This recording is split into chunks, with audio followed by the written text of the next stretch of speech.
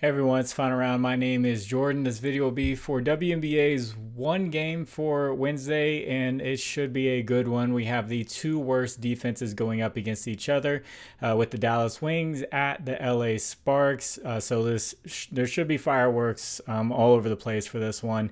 Arike Ogunbowale is questionable right now. She did not practice on Tuesday. So it would be big news for some of these plays if she sits out this one, and she could be on a minutes restriction if she even does play. So I'm going to give you guys a parlay, and then I'm going to give you a third leg for that parlay to boost the payout if you want to get a little bit more riskier. But if you guys could, please like the video. If you haven't, please subscribe to the channel. If you have a little bit of extra time, could you leave a comment for the algorithm? You can just say anything, and that helps get this video out there for more people to see. So this parlay, the beginning of this parlay, I'm going to sound like a broken record, but if it hasn't been bad for us, then why stray away from it? And the payout is still reasonable enough to play it. I don't know how much longer that's going to last, and they're going up against each other in a great matchup. So first play is going to be Dearica Hamby, 15 plus points. Her points line just went up just a little bit, so this is still playable at 15 plus points. She has been absolutely great lately, averaging 19 points over the last 10 games, and she just stays consistent with a team where there's some mouths to feed there. There's Kelsey Plum, Rickea Jackson, Azrae Stevens sometimes. Cameron Brink's going to be stepping into the fold. Like Plum and Jackson are volume shooters. Dearica Hamby just stays consistent with the amount of shots that she gets, and she just does well, and her line doesn't go up much. So we're just going to keep on playing her until it breaks. And even if it breaks, it might play her again, because the payout will be better. But if you're new to this channel and you haven't heard my explanation, I'm going to break it down real quick because I know a lot of people have heard this before. But Dearica Hamby takes around 9 of her 13 to 14 field goal attempts from 5 feet or closer at a very high percentage. So she takes high percentage shots most of the time off offensive rebounds. She gets and ones, all that good stuff there. So she has a very high floor when it comes to scoring. She's not someone that can go cold from the 3-point line or something like that. Whereas you do have Plum, Jackson, Stevens who do try to stretch the floor a little bit more, and they can be off and on. So against Dallas this year, she has had 20 points in both games. And versus Dallas last year, they were one of the worst defensive teams last year. She went over this in all 4 matchups. So really like Dearica Hamby once again. And then the second part of this is going to be Paige Bueckers, 15 plus points. And this is going to come out at minus 125 overall on Fanduel. Paige has been consistent as well, especially with Arike Ogunbowale sitting. So she's averaging around 19 points over the past 10 games as well. And being a rookie, she just continues to improve and get better. She has a great mid-range shot if you ever watched her play. It's actually a very, very good mid-range shot, and she's not much of a 3-point shooter, but that's fine because the closer she gets to the rim and takes those easier shots, the higher her floor is, and she just continues to score at a good pace, and her volume gets higher and higher, and her usage gets higher the more she plays in this league, and she has been great. So she had 29 points against LA the last time they played just a few days ago. She's hit this line 79% of games this year, and in some of those games that she's played this year, there've been blowouts, so she's played like 25 minutes or less.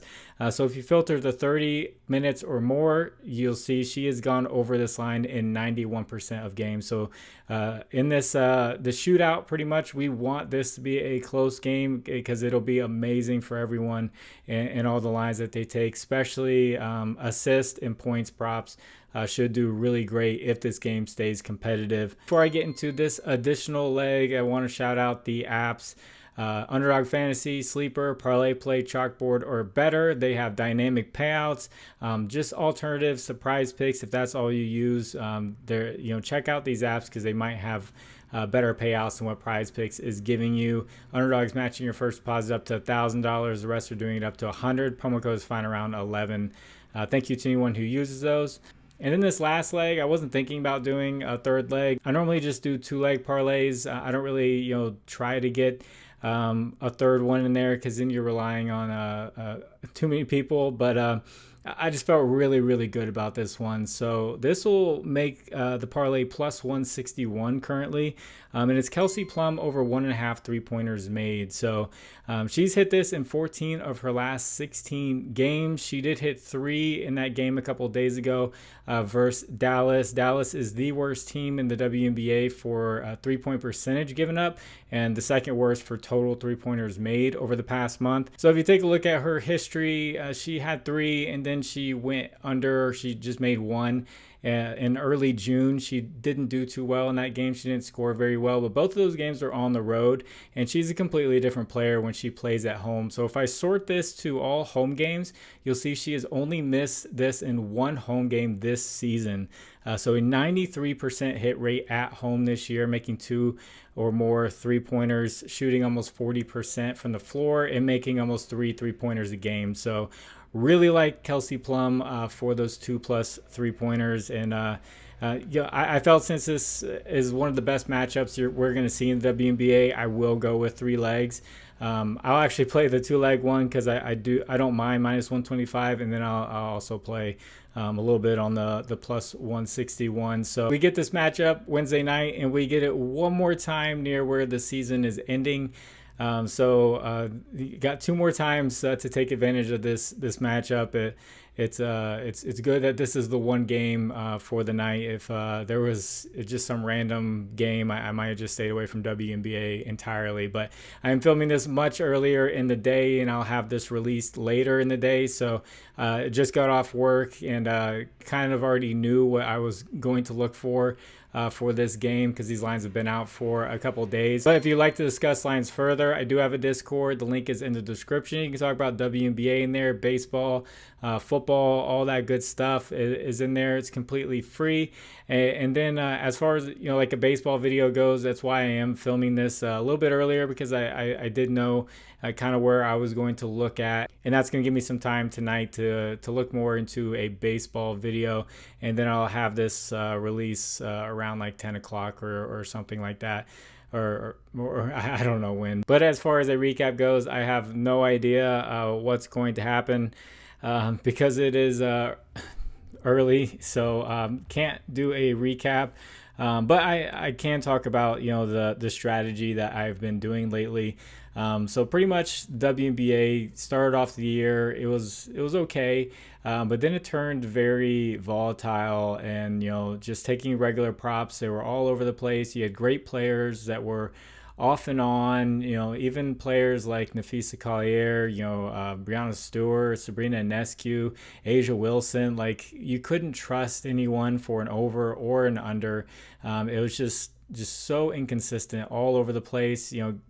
Players could just have really great games and then score like less than 10. You have teams that score like 10 points in a quarter, and it completely would just ruins everything. You have blowouts all over the place, and it just was a mess. So I started to focus more on baseball and everything, and then I got back into WNBA, and I was like, I'm gonna take these players that look like they're being somewhat consistent, and I'm going to just knock their lines down a little bit and do some parlays. And so far 6 parlays have hit in a row. And it seems like that strategy is working to make money, and that is the whole point of it. I know some people see a parlay for minus 125, and they're like, oh my gosh, that's not trying to make big money or anything like that. But it's just, I would rather hit a parlay for minus 125 than try to go for a plus 600 parlay and miss it over and over and over again, and just consistently hit these plays. These parlays have been near plus money, like one with Jewel Lloyd was plus 136. Like this, that adds up over time. And it seems to be like the right strategy as of right now to go with for the WNBA. So I'm going to continue to do it whenever NBA comes around. Maybe I implement that strategy, or just go with some regular props, and then maybe have like a parlay of the day and kind of do the same thing. We'll see. As long as we're winning and making money, That's all that matters to me. As long as it's not like a minus 200 or something like that, and it's just really not worth it for like a parlay. I'm doing the best I can to figure things out. You just gotta read the data and adjust. That's what it's all about, and make money. So I'm gonna get this one edited and get it out to you all. God bless you. It's final round. My name is Jordan. I will catch you on the next one. Bye.